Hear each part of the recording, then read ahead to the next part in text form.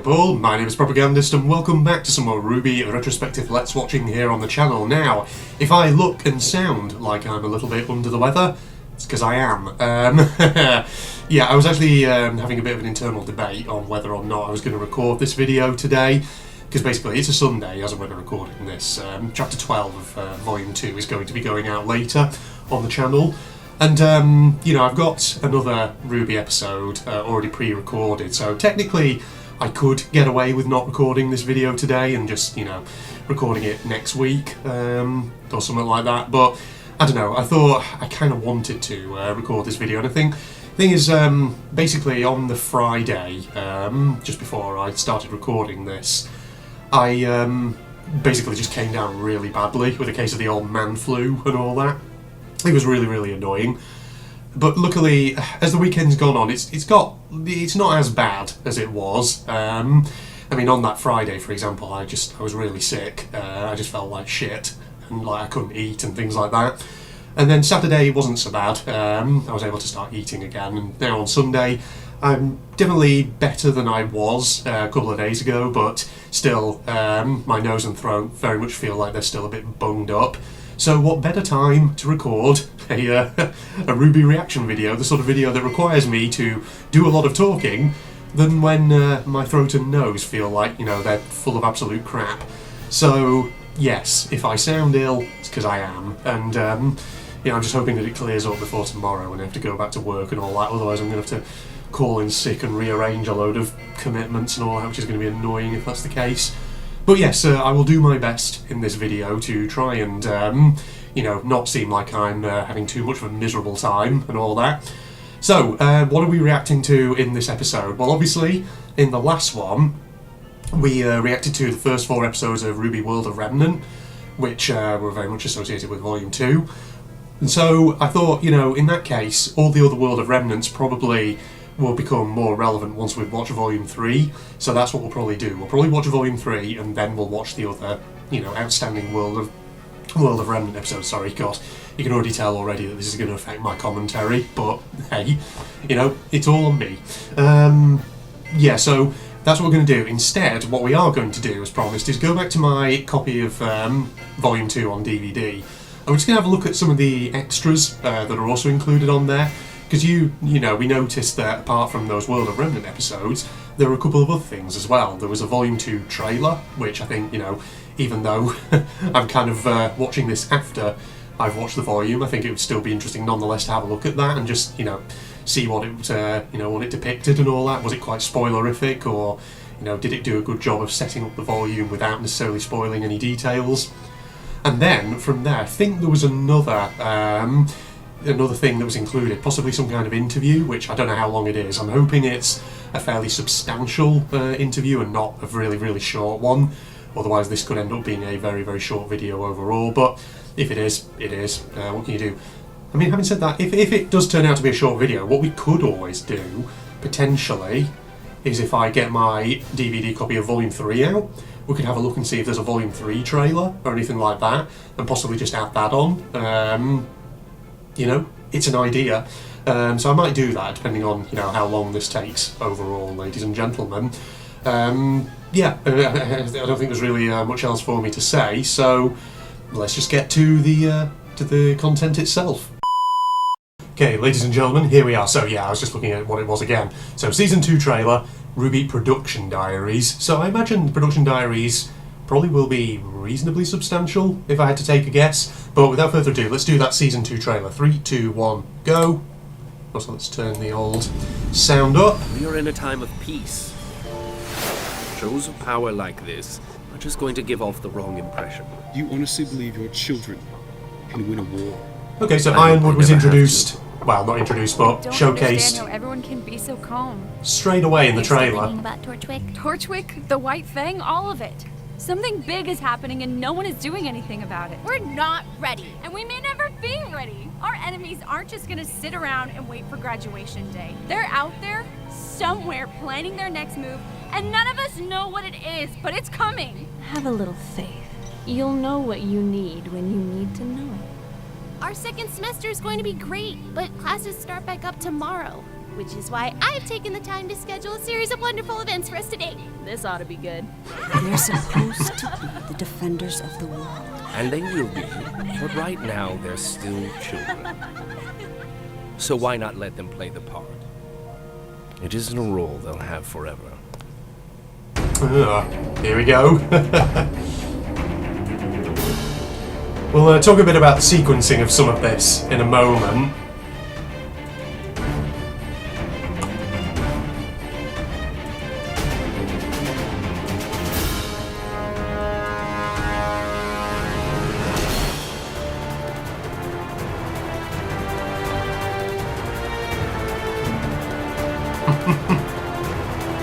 All your favourite moments from V2.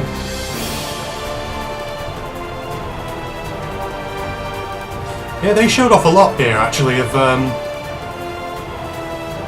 elements of different fights and sequences. Well, certainly from quite early on in V2.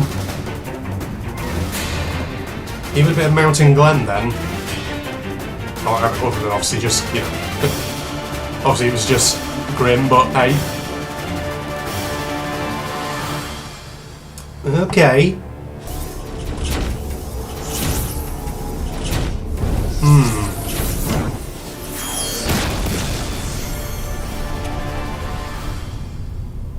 There you go. So that's probably where it's going to end, isn't it, at that point? Yeah. 2 minute and 25 trailer. Let me just take the sound down a bit there. Okay, yes, there's definitely some thoughts on that one. I think it's always interesting when you look at trailers and the way they're sequenced in terms of, you know, not just what clips a production team chooses to show in a trailer, but also sometimes the order that they put them in. I think sometimes probably is one of those things which there's probably a lot more thought that goes into certain trailers in that regard.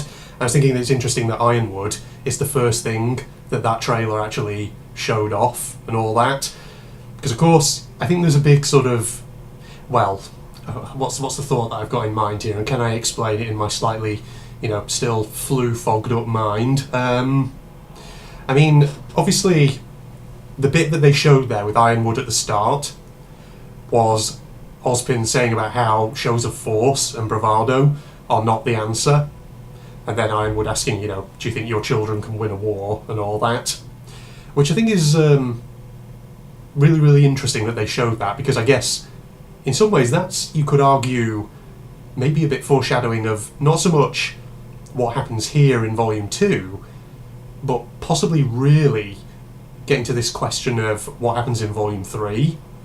That's what I feel like anyway, because the thing is, everything I've heard from various discussions online about RWBY is that Monty Ohm, whom, sorry, I still don't know exactly how to pronounce his surname, he had a very, I wouldn't say a complete idea necessarily of what he wanted or how he wanted each volume to play out, but he certainly had a plan. Everything I've heard is that, you know, in broad strokes, he had an idea of what he wanted each volume of RWBY to be long in advance of when they were being made. And so I would assume at this stage that, you know, he very much had an idea of what Volume 3 was going to be. And so I find it interesting, therefore, that that scene with Ironwood is what that trailer opens on. Because I guess people in the day may not have picked up on it, but I guess, you know, looking back on it now, we perhaps get what was being hinted at there, which is that Ironwood is coming with his big display of force, but that's not going to help in the long term and all that.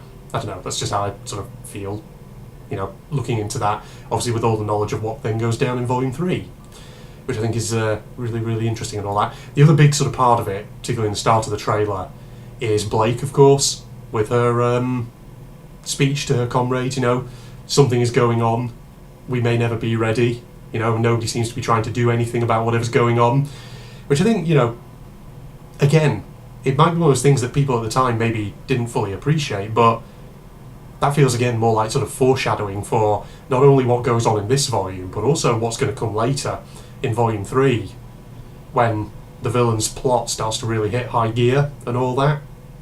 So, really, really interesting trailer that. It's always, like I say, fascinating to see what bits a production team ultimately chooses to focus on.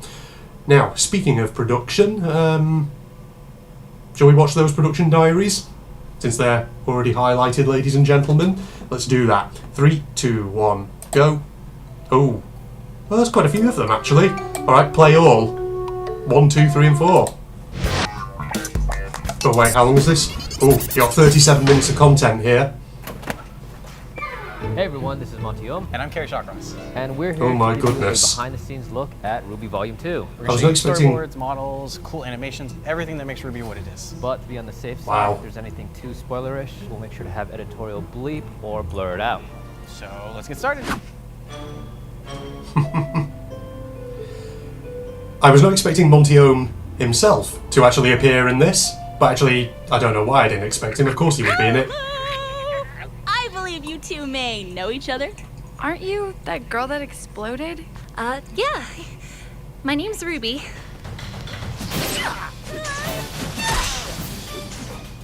I think the fans especially find that RWBY is just something that is very different. It has a very unique spark to it that's very hard to describe.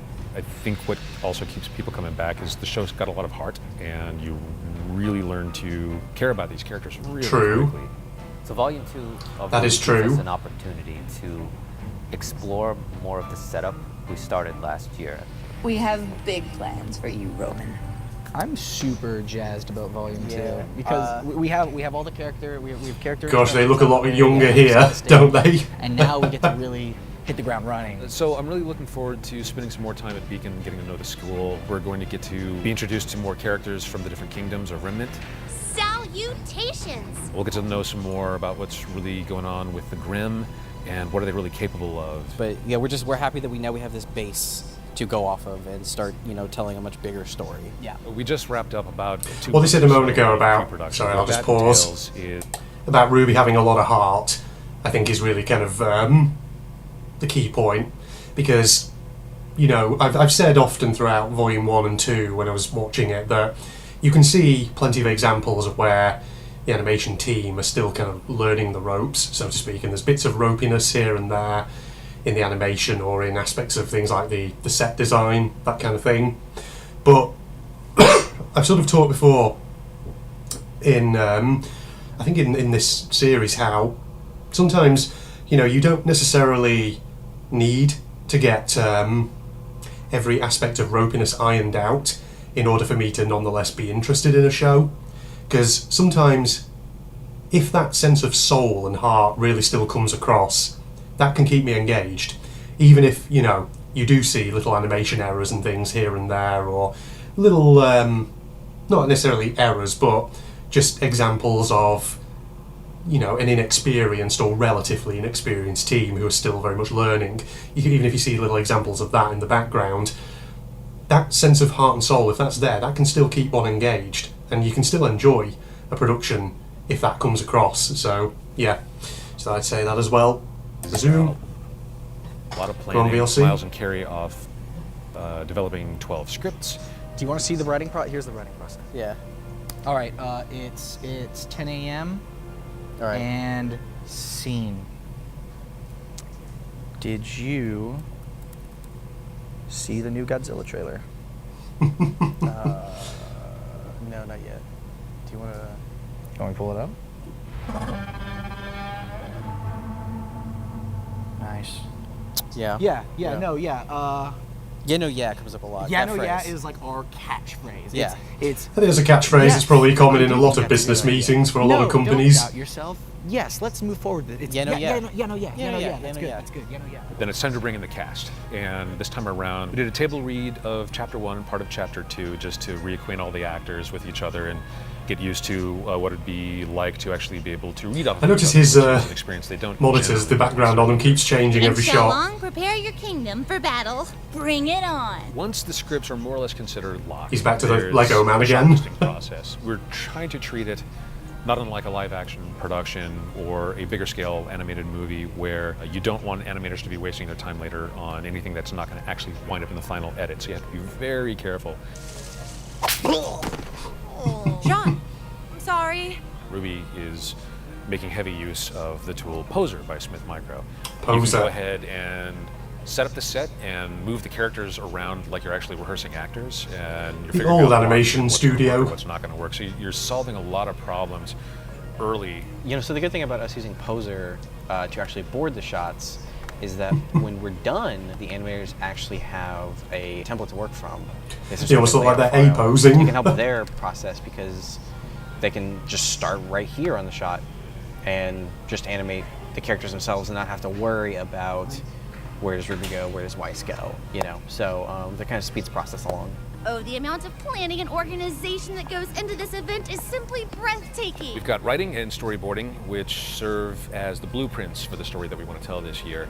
But then there's a lot more that happens after that. So we thought we would introduce you to the various parts of the production pipeline by following the supporting character of Velvet that we introduced in Volume 1. And follow her from concept modeling and how she comes to life in the recording booth and in the animation and in the edit. But the first thing that we need to figure out is what's the look of her new combat gear going to be. With the amount of fan art and that I see done by our community members, I feel like it would be a great opportunity to have them contribute to one of our characters, who is also voiced by one of the community members. Does anyone else feel, some of the I don't know, what's the word? Scarlatina design contests. Here we have the voice. A little sad seeing him here. This was tough. I mean, we've got a lot here, and I kind of had to enlist You know, her knowing help everything that obviously to happened whittle it during the down from production of Volume 3. Over 1,300 submissions from all you talented artists out there. You were really able to kind of like whittle it down for me, so this is great. It was a little heartbreaking, especially when you know how much effort people put into these things. But It is really heartbreaking, but it was a lot of fun looking through all of them, and Interesting. we're down to the top 25. They took a lot of the fan-made first scene Bubba designs. was in, you see her being picked on by Carden. Oh, that hurts! Please stop. I don't think people have seen enough of her yet to completely create a character for her. So yeah, we wrote in Velvet just kind of as a small demonstration of what it meant to be a faunus. Right. And the fans immediately loved her. I often tend to take influence from Well, because she had really bunny any ears. to leave it open to this sort of Everybody everything loves a that character we who like, has well, animal ears, apparently, it's something in we want to anime-style inspire. productions. This is one of the things where it just generates natural conversation, which I like. We just needed a girl with bunny ears. Yeah. And now we have a badass character with bunny ears. It's a good thing we didn't go. We almost went with a dude with an elephant trunk. Probably would have turned out not as good. See, I'm sure you I did. like this one, but at the same time, it also feels like something I would use for another character. Some of these designs are actually really Let's cool. Put this aside. All right. These alternative velvet designs. With the coat, this one's, I guess, more stealthy. At first, So you could have had velvet with a hood. But if you actually look very closely, she's wearing some very unique leg armor, where Velvet is wearing what's called pumpkin panties. We've agreed on that. We do really quite like the coat. Yeah, like I like this just for an on the. See, that's a cool design, but What about for her glasses? glasses, I do like the okay. idea of- I don't know why I didn't think of putting Velvet in glasses. I mean, she is training to be a huntress, but this seems like she's like a vampire hunter or something. It's very dark. A little too dark for her. Yeah, I can see why that one maybe they didn't go with, that You one. don't put the design through complications of how something might be rigged. For example, these two long tails here. Yeah. Nora at one point had a design similar where it's just her bow was enormous and she had two long tails, but I didn't want to encumber her movement. I'll put this on the no simply for it might be more. Let's take a pause. I mean, even with the fan submission. That's a really interesting point that he's raising there, which is about character design and the amount of thought and different factors that go into, you know, choosing their costume and things like that. Because I've seen some interesting videos here on YouTube from other RWBY fan channels who rank things like Team RWBY's outfits, and some of the points they raise about, say, like the Volume 7 outfits, for instance, are really interesting. In that, obviously, a lot of people really like the Volume 7 outfits, but there's also a lot of people who are less keen on them because they feel like there's certain issues that they have, which actually, you know, watching them, I thought, you do actually raise some good points. And I think this really here kind of also speaks to this, which is that, you know, when you're designing a character, especially a character who's going to be animated in a 3D studio like Poser, you have to probably be very realistic with what you could achieve in that design, because obviously when you're animating them, if you're going to try and ensure that they have a fluid sense of movement, you've got to ensure that the design is not overly complicated or doesn't have any parts that actually might be really difficult to animate or might end up sort of clipping in with other parts of the character model or that kind of thing. So yeah, that's definitely, I think, a consideration which I imagine it's easy for us as fans and viewers to overlook, but if you're actually involved in the production, it's probably absolute hell, and you have to really just experiment with things, see what you can do and what isn't too hard to actually animate, and then, yeah. But yeah, some of those outfits for Velvet are really interesting. I can definitely see why some of them were rejected, because like you said, there was one there where she had basically like two sort of tail-like sashes, a bow or something like that. And again, I can imagine that would be a bit of a pain to animate, say in a combat sequence or something like that, because you'd have to sort of not only animate Velvet's limbs and her body, but also then animate like the tails of the sash to make it like look like they're flowing naturally behind her as she moves around. But other outfits in there, I'm sort of thinking like the hooded outfits. They're interesting. They look kind of cool, but at the same time, I wonder because you also have to think: does the outfit sort of match up with the character in terms of their personality? Is this something that you would see that character actually wearing? That's always an interesting question to ask as well. And I do feel like some of those outfits, based on what little we know of Velvet's personality so far as of this point, it's kind of a case that would she necessarily wear an outfit like that? Who knows? Resume in 3, 2, 1, go. That we saw for Velvet's costume, I think it's really quite poetic that the fans got to choose what she was to look like, and that staff at Rooster Teeth decided that they wanted a fan to play her. It just sort of shows that Rooster Teeth is still very committed to their community, and also I'm super excited about it. So this one is my favorite. I love this a lot. So they got a fan to play Velvet, aka explain why. You can sort of see Katie Ward. hints of like That's how that could be armor. And at the same time, it's like, whatever it is under this, that could be just normal everyday denim blue jeans. I also think that I would like to cosplay as this. Like, this is something that's it looks very simple to be able to do. Yeah.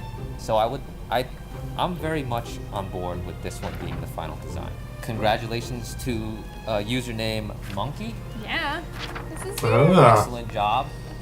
There was a lot of competition, but you just did something very unique, and that really stood out for us. And we're gonna hopefully live up to this design as much as possible. We'll be seeing more of her. So yes, this is great. Thanks a lot. Thank you for tuning into this first production diary. Okay, Next this time is we'll number take a look 1. at how these concepts get translated into the 3D models that get animated into the show. Yep, so we'll see you next time. Jesus. Get to work. Okay, there you go. That's Production Diary 1. Let's have a look at Production Diary 2. Here we go. Hey, Marty. Hey, Miles. How you doing? Pretty good. What you doing? Well, I heard that today's RWBY production diary was going to be focusing on artwork and such, so I figured I'd make a masterpiece of my own. Why don't you tell the audience a little bit about what we're going to be seeing today? That's right. This week we're going to be focusing on concept, design, and modeling. Here we go. We're also going to be taking a look back at Velvet Scarlatina's battle gear design, taking it from concept to modeling and to places unknown. We're really trying to cram art into every second. Hold on, sorry. Let me just pause again there. See, again, going back to that topic of designing a character's costume and all that, that's another factor you also have to take into account. I'm just knocking my wire then from my headphones. It's not just a matter of what is easy to animate, it's also is something relatively straightforward to actually then model it, because you've got to model these characters in order to be able to then put them in the animation studio, obvious as that may sound, but that also perhaps puts a limit on what you can and can't do. So yeah, that probably also is a very, very important thing that goes into deciding what a character ultimately looks like in their design. Really interesting stuff. Okay, 3, 2, 1, resume. It's Team RWBY. Beautiful. Thank you. Perfect. Weiss and Blake. RWBY as a show, it needs to be a very unique blend of fantasy and reality, but to keep it slightly above normal design, I often add just a touch of fantasy to them. So it very often lands into like contemporary or modern design plus. Having a winner for the Velvet Design Contest, we knew that there would be subtle changes that will complement her weapon, complement the rest of her team. And it really works for her because it's very simple. Subtle changes, yeah. Because the colours there are not quite the same as Velvet's actual colours. It makes sense to have that elvish kind of armor to her, that fancy but dainty, delicate kind of armor to her. So it really lends well to her character. Nobody else in the kingdom has an outfit like this. The only thing we changed is the color. Because we There you wanted go. to have her a warmer air about her, so we changed it from green to a brown. In considering the rest of her team, I needed something that matched it more. And also, although I really liked the original color scheme, it was a little too bright for her. We can Monty's build brought out the simplicity. We can make employee if that's disciplinary simplicity paddle we by the think looks of it. is great, then there's very little that we do with it. It sustains these minor changes that none of the designers could have anticipated. It's like we know what the character is, we know where we want it to go, we know what she wields. Yeah, we loved where it was going, so it was just taking us to go, all right, what can we do to just push it just a bit more to make her what we think of Velvet and what we think she's going to be. So next up, we'll be taking this process into actually making the 3D model, which I'm actually, it's all happening right over there. And right now I'm working on the Velvet model. We get a concept for the character, so most of it's already there for us. We just have to translate that into 3D. But it's a 2D image, so when we bring that into 3D, we have to make sure that from every angle... This must be that such character painstaking comes work, this. Now that I've laid out all the polygons onto a flat surface, I am coloring those polygons in Photoshop. This screen here shows like all the polygons laid out flat and organized into a square texture, because each one of those polygons on the flat surface represents a polygon on the 3D model. That way I can just paint on them in a flat image, and that'll transfer over to the 3D model. God, the amount of work that has to go into Take all this. the color information from that texture, that flat texture, and show it on the 3D model. when you look at a design, you have to take into consideration the fact that this person will also be moving. Even I'd even say to the non-winners of the Velvet Design Contest, there weren't losers. There were a lot of winners among them, but there could be only one we choose. So this is what her weapon's going to be in. We're not showing the weapon yet, because no, you're not going to see that yet. But we need something for her to carry it in. Her weapon is in a case. Yeah. Maybe give me that case right now, just maybe a little thinner. I don't know. It's just like feels unwieldy. Yeah, that's right. We talked a lot about like straps and stuff, and like how many pieces like. The belts are just mainly decorations. We'll put pouches on the belts and stuff like that. Yeah, practicality for pouches is always important to me. So maybe she'll have a few pouches. Yeah. But the weapon itself, I'd say I'm going to try my damnedest to fit it all in that box, and she just wears it around her shoulder. The personality doesn't only come from the characters, but it comes from the weapons. And the way they lend themselves to each other is very unique. True. So weapons tend to be a pretty big part of RWBY. People were able to identify very early on unique aspects of some of the weapons. One of the earliest ideas I had was a wire all over the place. giant, like, high-caliber sniper rifle with a blade attached, where it would use the kick, and when firing the scythe, whilst the blade is hooked on an enemy, the kick from the gun would just, take that blade and just like pull it through an enemy.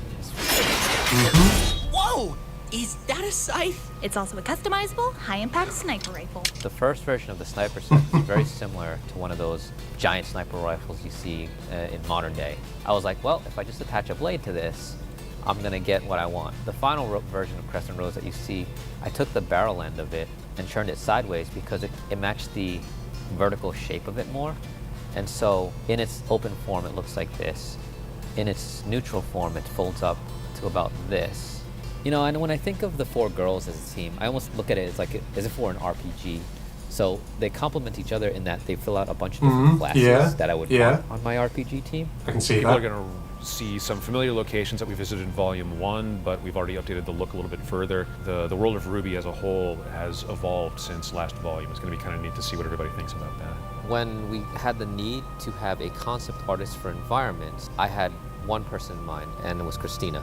This year, you're art director because we need a lot more hands-on, and the environments are looking so much better now. I work one-on-one, mostly with the modelers. It gets the job done really quick because I could see their progress, and then I can ask them to do a really quick color change. If that's not working, they can change it. And then I learned a lot from just seeing how the modelers work too, and then how they can work with me so they don't have to do like too many big changes. Now that you're awake, we can officially begin our first order of business. Decorating! My job is to model and texture anything that doesn't have to do with characters or creatures. So basically all buildings, some of the vehicles. RWBY hits a very unique note where it's an anime-esque show where everything's done in 3D. So I kind of have to find an area where the art can actually sustain the concept. Just communicate very, very simply. Yeah. Not too much distraction in the background, because I like to, in my environment, I like to communicate more with just silhouettes and shapes. Interesting, yeah. so your background's not too distracting. Okay. The thing that I understood from his less is more type design is that in RWBY, it's very flat but very colorful type of show. It's not simplistic. And texture-wise, there's no real textures. It's mostly like gradients and that kind of good stuff. So you get all these really, I guess the word for it is emotional kind of colors to the show or into each setting. This is New Veil. The textures have been reworked. Yeah. This season we decided to give a see little more that. focus to the characters. So the coloring, not just in Veil but in the rest of the backgrounds, is a little more muted. So whenever you see the characters, the backgrounds aren't going to be right in your face along with them. Yeah, I see. A lot You of, can see the subtle like difference. holographic assets into the scene, so we're going to see like holographic traffic lights and I was about to say the holographic stuff, yeah. So there's different sections of Veil that we can get into. Like I think we saw it last year when Torchwood pulled up a map of Veil. We saw all these districts and stuff like that. So now we'll actually get to go into more of those districts. Thank you for joining us for another RWBY production So is diary. that one then? Next time we'll be taking a look at the voice acting, animation, and motion capture process that here goes we into go. making the animation for the show. It is all very cool, it is all very technical, and it is all something we hope you can enjoy next time. So tune in again. Yeah! You guys are messing up my mocap. You're messing up my day, Shane. You're messing up my day. Why does he have those? Why does he have those? Voice of Jean-Arc, and much like Jean-Arc in real life, it seems. Yeah, I was just going to pause there and say something about the about Veil. That's what it is. You know, it's a shame, of course, that after Volume 3, you know, we didn't get to see really that much more of Veil, because I always did kind of like Veil's design with its buildings and its architecture, and because yeah, it reminded me a lot of, you know, architecture-wise, kind of like an old European city. You know, you could be somewhere out of France or somewhere like that, which I guess, you know, sort of makes sense because obviously certain locations that we do see throughout RWBY as a franchise obviously do have inspirations from real life locations. So like Argus, for example, in Volume 6 is San Francisco, just snowier. Then of course you have Mistral, which obviously is based on proper sort of East Asian culture, and thus reflects a lot of that architecture and all that. So yeah, just a quick thought there. Right, production diary 3, 3, 2, 1, resume. Carrie, you want to start? Hello, everybody. Wait, are we rolling? We're rolling. Hello, everybody. We are here with myself and Miles Luna. Hey, and some Jessica blonde. Negri. Or, I mean, Jessica Negri. Oh, Cinder. She's the voice of Cinder Fall. Cinderfall. She's a bad lady in RWBY. Yeah. We have big plans for you, Roman. Originally wanted to call her Cinderella. You guys are so Spanish. Sorry, we lost it. You got here yesterday. You've Interesting, been hanging out with us. Now, insult. RWBY production diary about voice acting, performance, and animation. How have you been enjoying your time? I'm aware Jessica Negri is a very well-known cosplayer. It's like legitimately like a dream come true because I've been a Rooster Teeth fan since I was 14, and I remember quoting Caboose. Hi, Joe. Hello. How did Monty approach you? Yes. Actually, it was at New York Comic Con 2012. He took me behind a banner and was like, "I want to show you something I've been working on, and I really think that either you could make something for it or be a part of it." And I was like, "Okay." Having you here in person recording the booth and stuff has been even better. It's awesome just to get be right there. We're able to talk and get feedback and stuff like that. The recording booth was incredibly fun, and like at first I was nervous, but these guys are super awesome. Do what, Roman? Her character and personality is like completely opposite to mine. So I have, You don't say. yeah. I have to find my dark place. Like I have to. You'll know what you Yeah, need. when you find your dark place. Oh, Jesus. When we did our first table read, actually, was when I tried the voice for the first time. And originally, I always thought of RWBY, and Monty explained RWBY as someone who's pure innocence. Like, everything that comes out of her, both in her physical actions and her emotions, are just completely honest. I used to do a voice that would be like, "Kitty!" Like, I'd be picking up a cat and messing with it, like, "Oh, I'm a fat little kid, oh." And that just kind of developed into RWBY as I went along.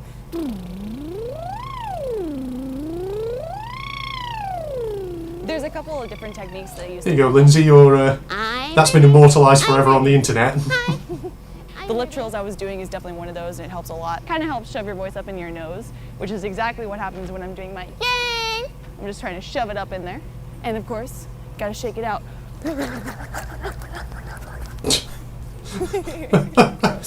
Immortalised on the internet No, forever. I do actually not wear shoes when I record because it helps me go back to being a kid and throwing away all the things that I have to do in society so people will think I'm normal.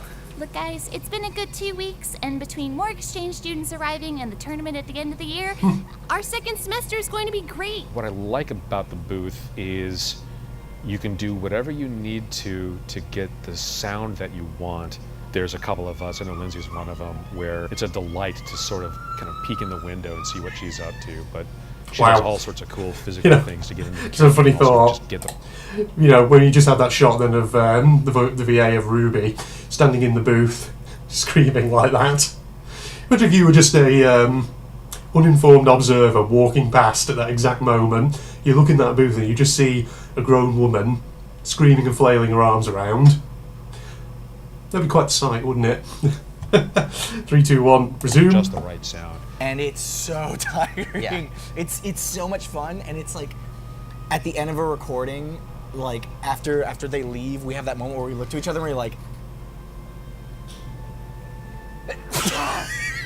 we sneeze. Doing Weiss was a little bit difficult. Must be allergic to RWBY production diary creation. Read over the script and did about 5 different voices. Congratulations on being the strongest child to sneak your way into Beacon. Bravo. I finally found some sort of balance, and I'd find one that, for me, matched what the description had been of the character. Finding Blake's voice was difficult because you had to find a good level between interesting and not interested. What does Aaron Zek actually look like, her Miles character? Monty described her as being very similar to me in a sense of attitude and mindset. So I kind of just took it as, okay, well, I'm going to pretend that this is me, and I'm just going to voice it like I would voice it. Who's that? My name is Glenda Goodwitch. Oh. I think seeing the animators do their work and to actually bring our characters to life is really cool for me personally, because you're just in a sound booth doing a voice for this character, and you don't know what it's going to look like when it's actually animated. As actors, we do our best to do the voice and portray the character as we think it's written and what the directors and the writers are trying to get us to get to. They somehow managed to do it with the body movement. It's insane to watch the process come together. Mocap time, by the looks of First, you it. have to set up your skeleton. What does that mean? This is a mocap camera.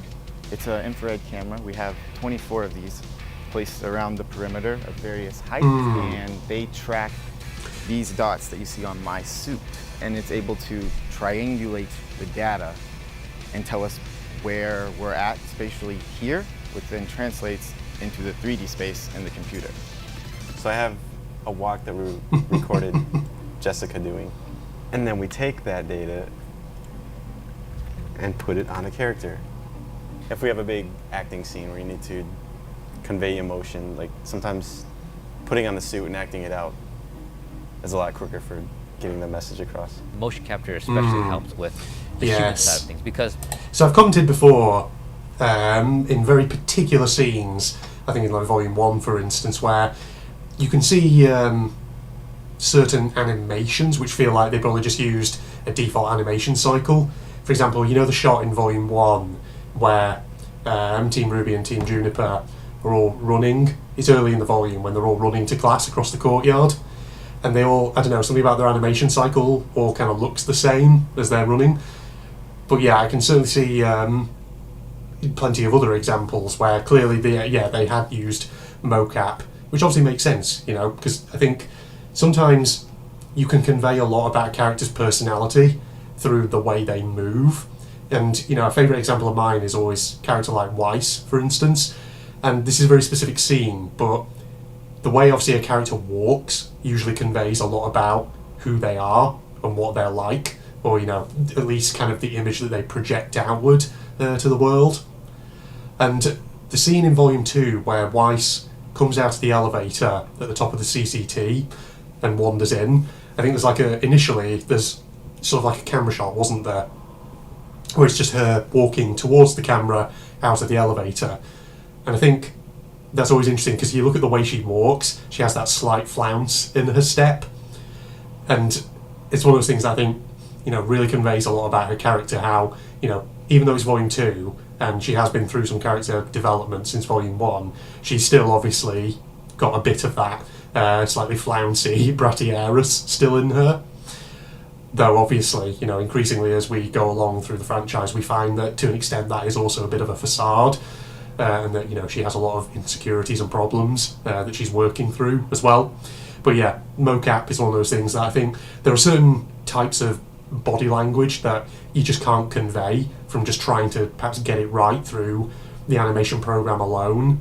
And so that, I guess, is where mocap really comes into it, because then you actually get a person to act out the motion to capture what you're trying to do, and then you bring that across into the animation program, and it works. So, fascinating stuff. All right, still got just over 10 minutes. 3, 2, 1, resume. Very often when we say we have motion capture, people assume that the motion capture is there for the action, that we go in there and we're doing our punches and kicks, where very often the action is better hand animated. The motion capture is there mostly for performance. There's only so many ways to kick. You can kick high, you can kick mid, you can kick low, but there's an infinite number of ways you can perform a scene. It's way more useful in that aspect. Especially on season 2, we're pretty tight. Conveying emotion. Working now, so we kind of want to just look over each other's shoulders. Something really it's hard to do with just the program alone. Here's the scene I'm working on right now. How do I kind of simplify it and get what I need? And it could be something as simple as like just an eye blink, or just like a head turn, or something simple. The advantages of using 3D for what is a pseudo 2D animated show is essentially 3D animation does a lot of the work for you. In 3D, there's such a thing as tweening, where you make one pose, you make another pose, and the program will create the poses in between for you. There doesn't need to be a lot of minuscule movements. It's been really fun trying to imagine doing this in proper 2D, because it's something new. It's drawing every frame. Master.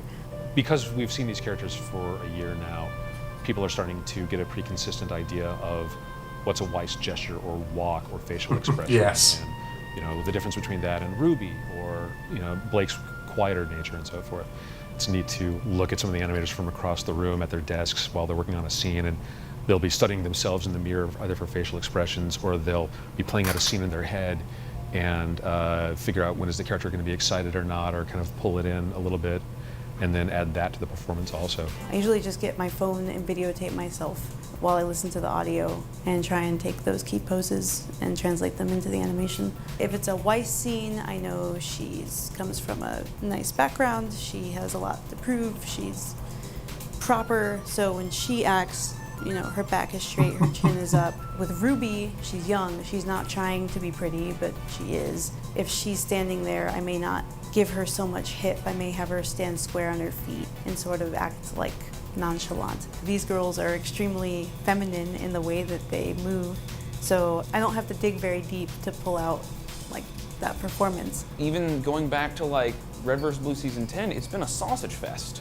Like, it's just been filled with guys, and it's very fun and interesting to really like figure that out, to really do the feminine side. We're great at it Get now. your dudes in high heels. Sponge.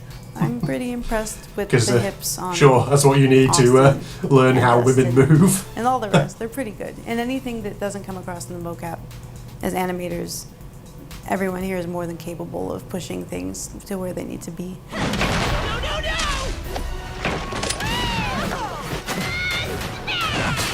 I think the action's what sets it apart from other shows. With 3D, like, people tend to clean up the animation more and make it more slow and fluid, but it's a lot more comparable to fighting games where you're mashing buttons. There's a lot of combos and stuff going across. So. Team RWBY is a tactical team. This time around, I have the challenge of showing Team RWBY as also a cohesive unit. Like, they've been together for this much time now. They should be able to read each other's movements and be able to move off cue. What they're going up against is something as equally formidable in power as the monsters of last year, but with the tactical cunning of a person. So one of the cool things about this season is we don't have the shadow people anymore. Now we have actual people. It's kind of a strange thing where you won't necessarily pay attention to them, which is what you kind of want. It really sets the tone that it's a vibrant city. The physics engine is substantially improved, and what that gets us is it saves time on what we call secondary animation. It lets us do more quickly. Previously, they'd have to spend substantially more time on their own, make sure that the hair followed the body just right, or if the person's wearing a dress or a skirt, does that flow with them just right? Performance is very important. It doesn't matter what. Like I was saying before, at the end of the day, we're still looking character at costumes. People. They need to behave like people. There are things you need to notice as an animator that most people wouldn't be seeing. You're constantly observing people and seeing how different people act when they feel a certain way. It's kind of creepy, I guess. You like people watch more because you're trying to figure out different mannerisms and stuff that you can use in your animation later when you have to animate a character that is in that position. I mean, the thing is, though, right, this, you know, what they're talking about here, you know, I fully agree. That's one of those things that if you're not in animation, you know, you wouldn't necessarily think of. You've got to people observe, you've got to watch how people behave in order to get a sense of, you know, how people act and how they move and that kind of thing. And the thing is that, you know, that I think is, but think about it, that's true of any sort of art medium, not just animation. I mean, for example, you know, think of your high school art lessons, for example, because I remember when I was in high school, in art lessons when we would do things like drawing the human form, things like that. The one thing above all that teachers would stress is you've got to look at references, you've got to look at people around you, you've got to look at the shapes of the body, you've got to look at the, you know, the way those shapes move and contort as those people perform certain actions, that kind of thing. So, yeah, it's like one of those really simple things that can be very easy to overlook.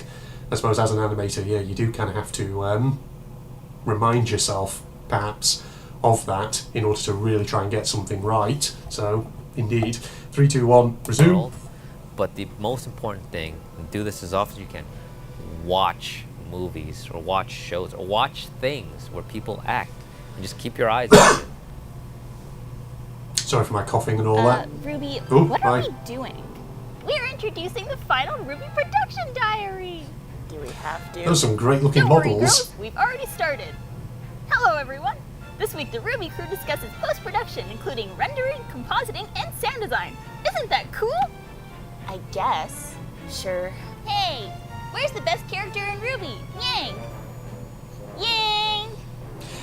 I was about to say, where's the best character in RWBY? To the RWBY We've already seen her, it's clearly Weiss. Get it?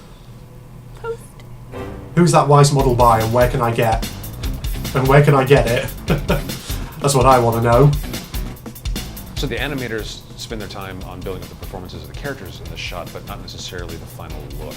The shot does not look like its final form right off of our render farm. I work with Monty very closely to decide how we want to organize all of our assets and our files, our textures, and basically just sort of set up the home in which our show is going to live.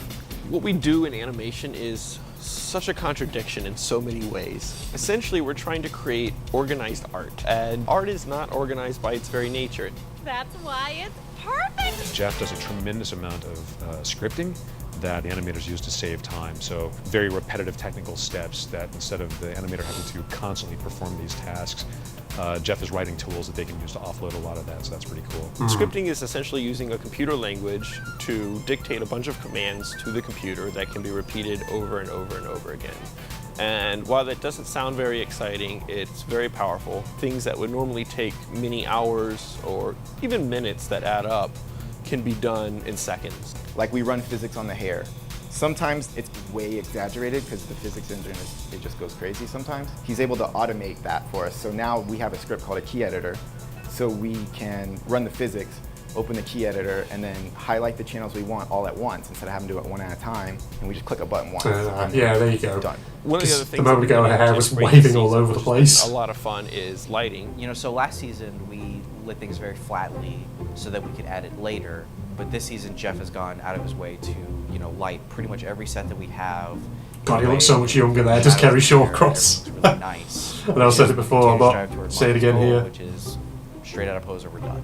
And that's added a lot of depth to the environments in general, but it has also allowed us to add shadows that connect the characters to the sets. Everything we're doing is creating 2D images. That's all we're doing. It's just frames. They God, who's that very flat-head guy you just saw then when in it that gets shot? rendered, they have to be broken up into separate elements, so that way we can pass them off to compositing for post-production. Basically, they take the shot and they break it up into layers so that I can then manipulate them further. So I'm mainly in charge of rendering the show, which means I take the file from the animators and I break that down into different passes. So for instance, the shot of RWBY in the cafeteria, that shot has RWBY, It has trees outside, so you can see those as a background. It has windows, so you can see the sky through the windows. It has so like layers, basically. It has sunlight. Like a It's not just four-plane, the lighting in the set, a but it rear has an plane, effect pass and then for some the middle sunlight. planes. Once Yeah. we have those passes set up, the composite puts them back together. Compositing is kind of a big subject that kind of depends on what project you're working on. For us, our main goal is to add a unique look to a show, or in this case, keep a consistent look throughout the show. One of the things that we try and do is we will flatten things, we add what we call depth of field. It's really just blurring the background most of the time. One thing that Monty really established in the original character trailers was this look for the show that is, very vibrant colors. It's got this bloom to it, but so everything, it just feels like it's radiating light in its own way. We are starting to experiment more with doing more of the visual effects actually back in Poser. We've got visual effects actually in engine, so they've done more animated looking dust hits when a character hits the ground or explosions. Hit sparks and whooshes and circle bursts, stuff like that. I've animated in Flash, just hand-drawn, copying a lot of anime for reference, and then I'll use After Effects to make it look better.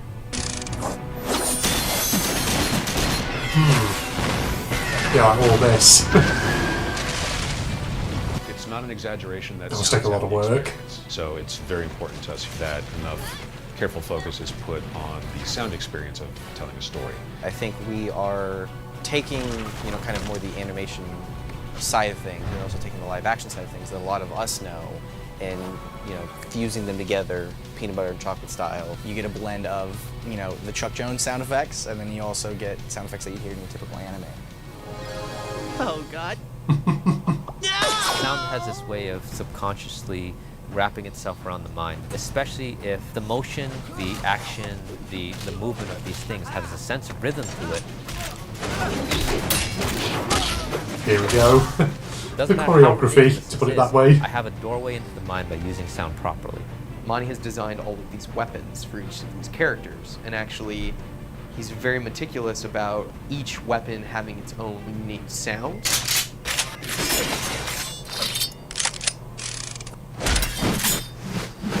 Nice meaty sound effects, yeah. It's like 5 different things layered in one. It's like...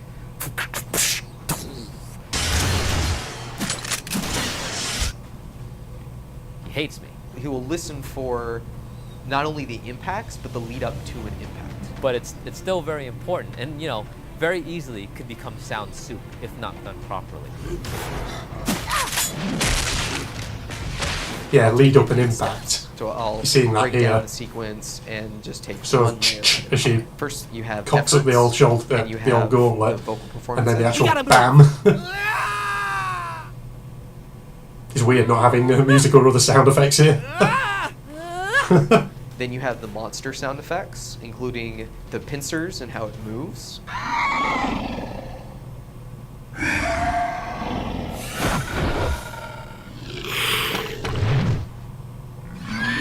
Then we have Foley, which can be anything from just weapon movement to footsteps.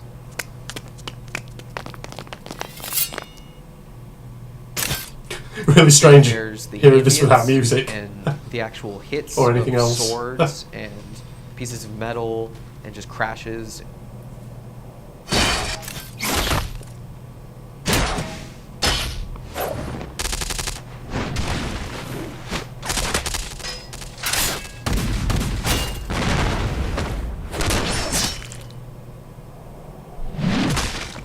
And then, of course, the last layer is the score by Jeff Williams. We gotta move.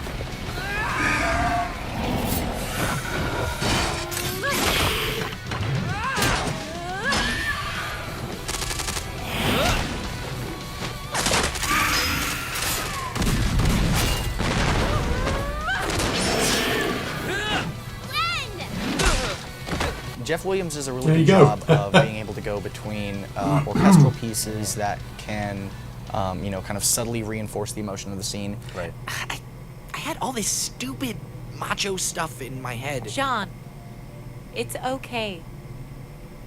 And then he makes music videos.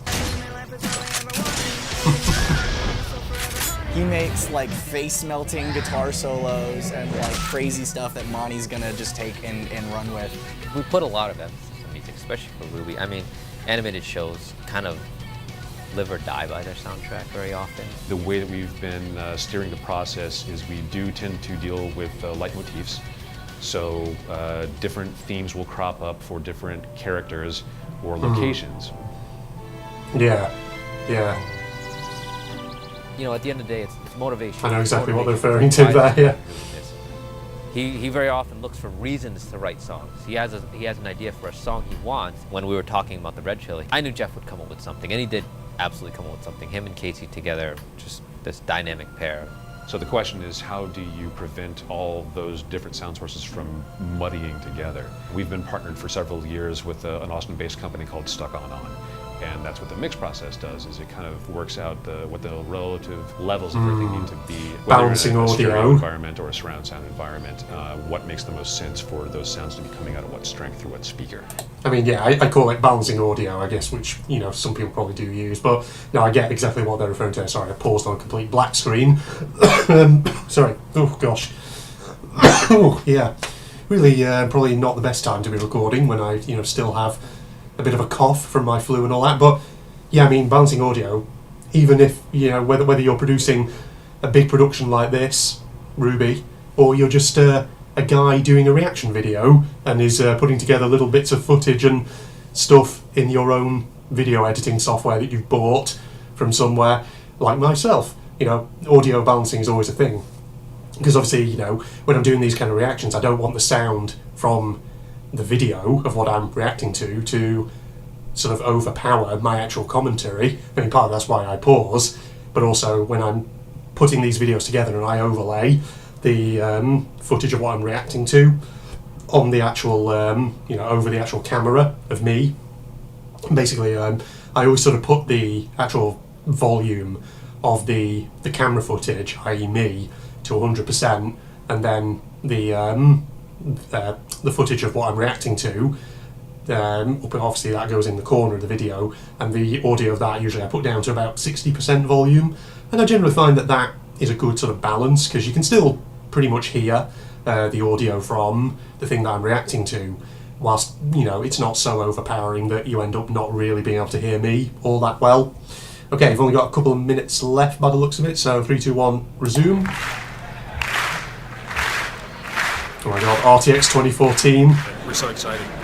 Crazy out there. Lots of people. How you feeling, Monty? Pretty good. Yeah, you excited? We got a full house for the RWBY panel, RTX 2014. A lot of people on there. Yeah, you can hear them.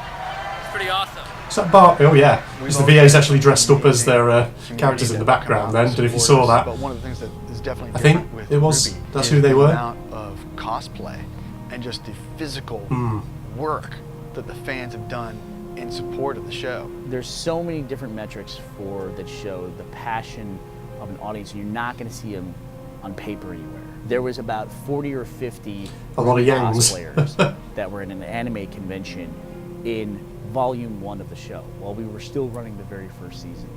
And that kind of thing is, you can't put that anywhere down on paper or in a spreadsheet anywhere. If you had it in a spreadsheet, that would look like 40 DVDs sold.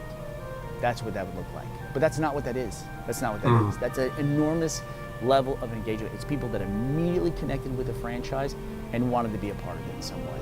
The reaction that the community has had and the fans have had for the show is, I think, my favorite part.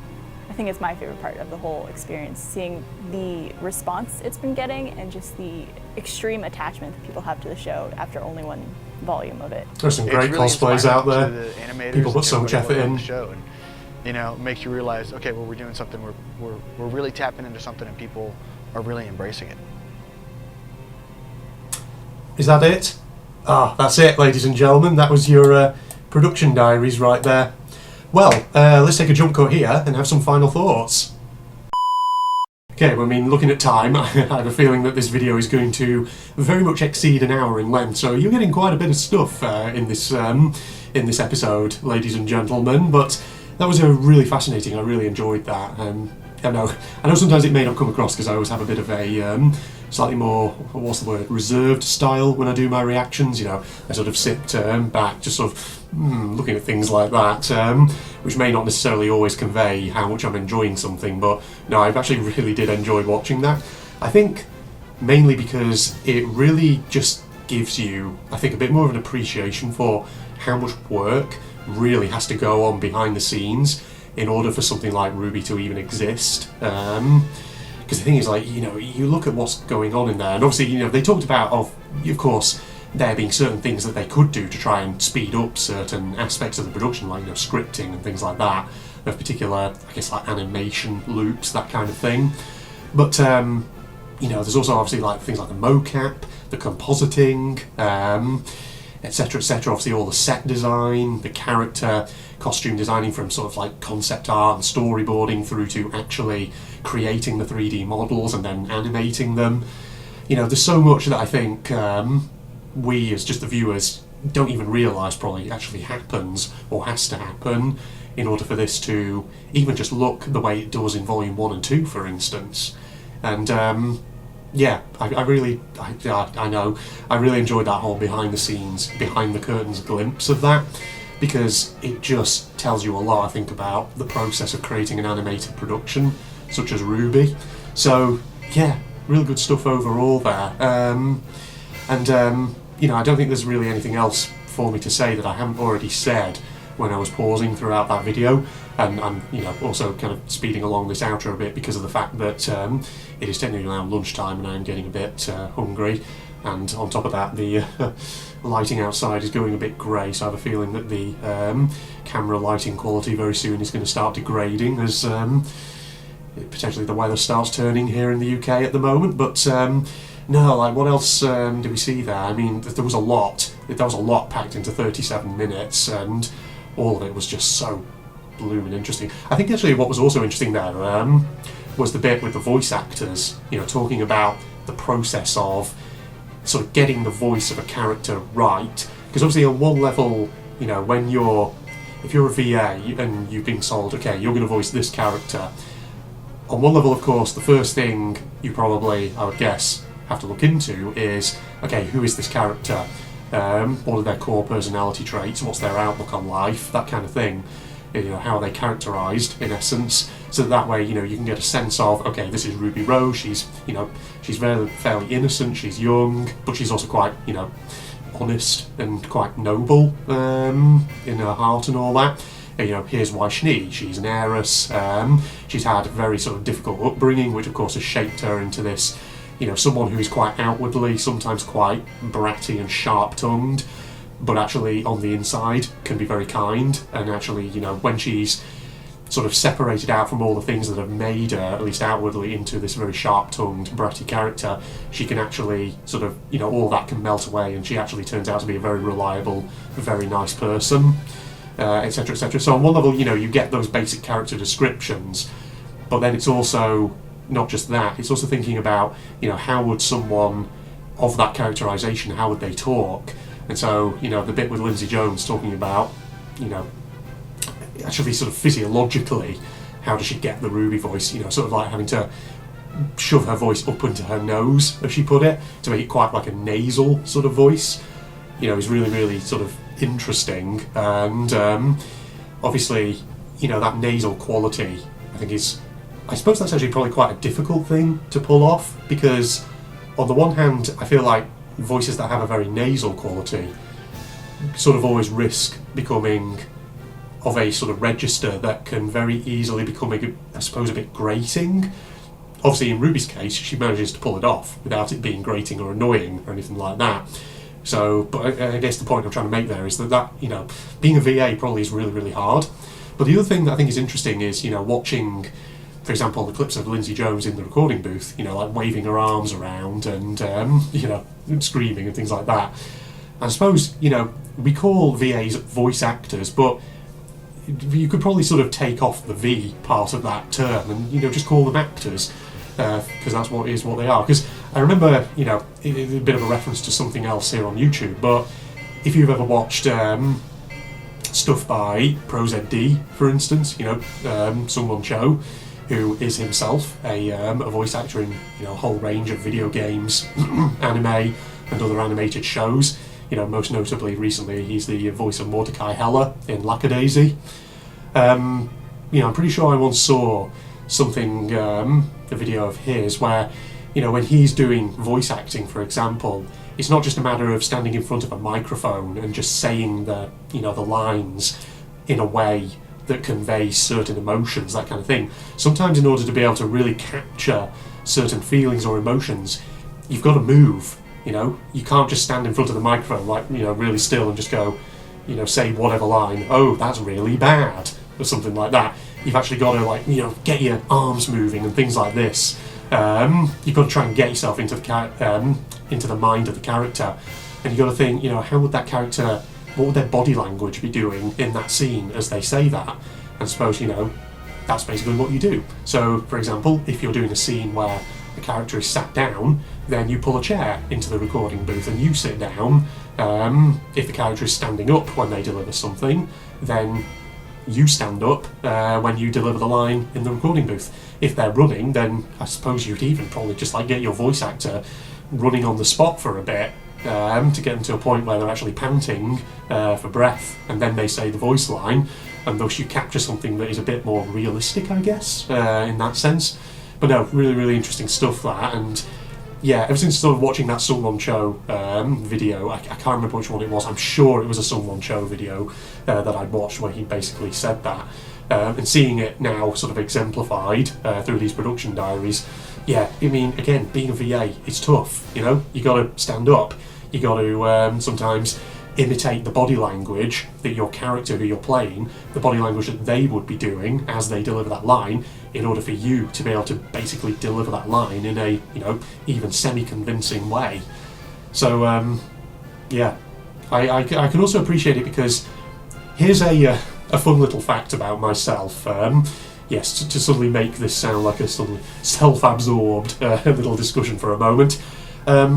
If you've obviously followed my General Red Strategist YouTube channel where I do a lot of gaming content, obviously one of the games that I play a lot of over on there is an old 2001 shooter called Return to Castle Wolfenstein. And basically, in recent years, Return to Castle Wolfenstein has had a fan-made mod put out called Real RTCW, which is basically this really impressive remaster of the game, because there's never been an official remaster of Return to Castle Wolfenstein. But in its most recent iterations, Real RTCW has had quite a few additions to it, like new content that the fans have decided to add in to complement, the official stuff within that game. And that's involved adding a few new characters and things. Because basically one of the things that's been added with Real RTCW to that game is sort of like a hub level that you go to between missions set in Malta. And there is a character in the Malta hub levels in Real RTCW, and his name is Colonel Redford, and he is voiced by yours truly. Now here's the thing, I am not a professional VA. I was not paid for that role. It was entirely voluntary. The people who got in touch with me on the Real RTCW dev team, basically, I think they just wanted a few people from the RTCW fan community to be involved. And since I've done an absolute ton of RTCW videos on my channel, they reached out to me and said, would you like to just be the voice of Colonel Redford? And so I said, sure, I'll do that. And to be honest, I look at the voice lines I recorded in Audacity and then I sent over to them, and I think to myself, God, I am not a professional voice actor by any means, in fact, far from it. An actual professional VA could probably do much, much better delivery than I could do. But, basically playing the part of Colonel Redford and actually, doing those lines really just illustrated to me how much effort, goes into just voicing a character. And so the thing about Colonel Redford was I had to sort of, think to myself, because I'd already seen that Someone Cho video in which he talked about his VA technique, and I thought to myself, how do I do that? What do I need to do to be able to sell some of these lines with at least a bit of, convincing delivery? And so there were times, for example, when I was sort of doing iterations of them where I would basically stand up, with my headset on and my microphone, and I would sort of just basically, try standing up or try voicing them while sat down. that kind of thing. And, you know, I guess it's just a little anecdote which really goes to show just how tough, you know, being a VA is, and how much you have to really sort of practice in order to try and get into the character's headspace and all that. You know, it's not just a matter of doing a, you know, putting on a voice that you think this character would speak with, etc., etc. So yeah, I can sort of, even as someone who is not a professional VA, who has only ever, you know, voiced silly characters in various videos and on one occasion in an actual game, it is the case that, you know, I can appreciate how difficult that is. And it's fully understandable, you know, when you see those clips, like say of Lindsay Jones standing in the recording booth waving her arms around, and you know, to the uninformed observer it may just look like she's being silly or doing a silly warm-up, but no, you know, that's part of sort of trying to get into the character's headspace so that you can get the voice right and all that. But yeah, basically if you're ever curious about seeing my own terrible voice acting in practice, just go to my General Red Strategist channel, search for or just go on YouTube, search General Red Strategist, Real RTW 5. It's either Real RTW 5 or 5.1, one or the other, and just flick through some of the episodes of it until you find some of the Malta base levels where Colonel Redford shows up, and you'll see. You'll see how terrible my voice acting is. Because yeah, I don't claim to be a good voice actor at all. On the contrary, I'm just a dude who got asked because, you know, I'm a big part of that RCW fan community. I'm just a dude who got approached and said it'd be really fun, you know, if you got involved in the production of this. And yeah, I did it entirely voluntarily. So yeah, that's just the other interesting point out of those production diaries that I thought was really, really fun to just have a little bit of a conversation about and all that. I'm trying to think if there's anything else that I want to just talk about as well on the back of anything we saw in those production diaries. I mean, I don't think there's anything else in particular that I haven't already said. But yeah, like I said, it was just really fun to watch those. I hope that there's more of those throughout the, you know, throughout Volume 3 and 4 on my DVD copies and all that. We'll see. But yeah, I mean, people have been recommending to me that I should watch things like, you know, RWBY production interviews and diaries and things like that. So that's really added a lot of interesting stuff, I think. And you know, that was actually a blind Let's Watch. That was because I've not seen those before. So that was, you know, really fun to actually watch them from that perspective as well, and hopefully really fun for you to watch too. And some of you may well have not seen those yourself, so that might be new to some of you out there watching this as well. Fantastic stuff. God, yeah. But like I say, I think in that case we will not, if there's any sort of Volume 3 trailer on my Volume 3 DVD copy, we will not include that in this episode, because this video is already going to have gone on for over an hour. Who's beeping outside? I don't know if you just heard that, ladies and gentlemen. Somebody on a road in the distance just, you know, pipping their horn and all that. Right, well, tell you what, in that case then, ladies and gentlemen, I think we will wrap up here because it has just gone 1:15. I am getting hungry. I need to go and get some lunch. And then this afternoon, maybe do some gaming content for my General Red Strategist channel. You know, hopefully my voice doesn't give out and all that because of my cough and all. I think, fortunately, my you know, flu didn't really sort of get in the way of that. I think, you know, I am on the mend. I am recuperating just fine and all that. I'm just hoping, like I said earlier, that it you know, clears up by the time of tomorrow morning. Otherwise, you have to end up rescheduling a lot of work commitments and all that, which is going to be irritating. All right, that's enough wittering from me then. In that case, so next episode we will be going on to Volume 3, ladies and gentlemen. We're officially done now with Volume 2 at this point. So, well, I say done with Volume 2 until I eventually do things like, you know, Volume OST reactions and other stuff that maybe relates to volumes we've already watched and all that. But as already mentioned, General Red Strategist, my other channel, my main channel where I do a lot of gaming content. You can find a link to that in the video description should you be interested. You know, go and check it out. There's an eclectic range of video game stuff on there. I'm sure there'll be something on there that maybe captures your attention if you're into video games. And other than that, I will see you in the next episode where we will get on to Volume 3, where, of course, the plot of RWBY is really going to kick into high gear. We know what we're letting ourselves in for with that one. So I will see you then, ladies and gentlemen. Goodbye, everybody.